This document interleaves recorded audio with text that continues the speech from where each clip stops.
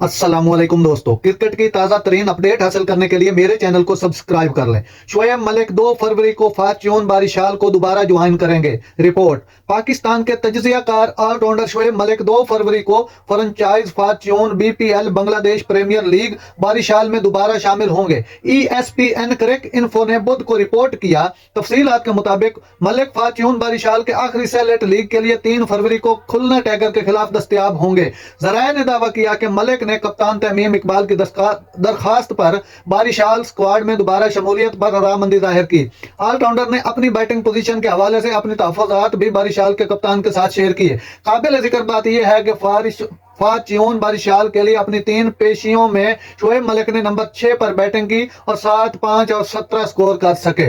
यह बात काबिल जिक्र है कि शोएब मलिक ने बीपीएल को दरमियान में छोड़कर दुबई का सफर किया था, जिसके बाद फॉर्च्यून बारिशाल के साथ उनकी पोजीशन के हवाले से क्या सराहियां शुरू हो गई थी। एक्स को लेकर जो पहले ट्विटर था, मलिक ने वाज़ेह तौर पर अफवाहों को मुस्तरद किया और तमीम को उनके अन्य बीपीएल मैचों के लिए नेक ख्वाहिशात का इजहार किया। मलिक ने लिखा, मैं फॉर्च्यून बारिशाल के साथ अपनी प्लेइंग पोजीशन के बारे में गर्दिश करने वाली हालिया अफवाहों का अजाला करना और उसे मुस्तरद करना चाहूंगा। नाज़रीन, ऐसी बर वक्त खबरें सुनने के लिए मेरे चैनल को सब्सक्राइब कर लें। अल्लाह हाफिज।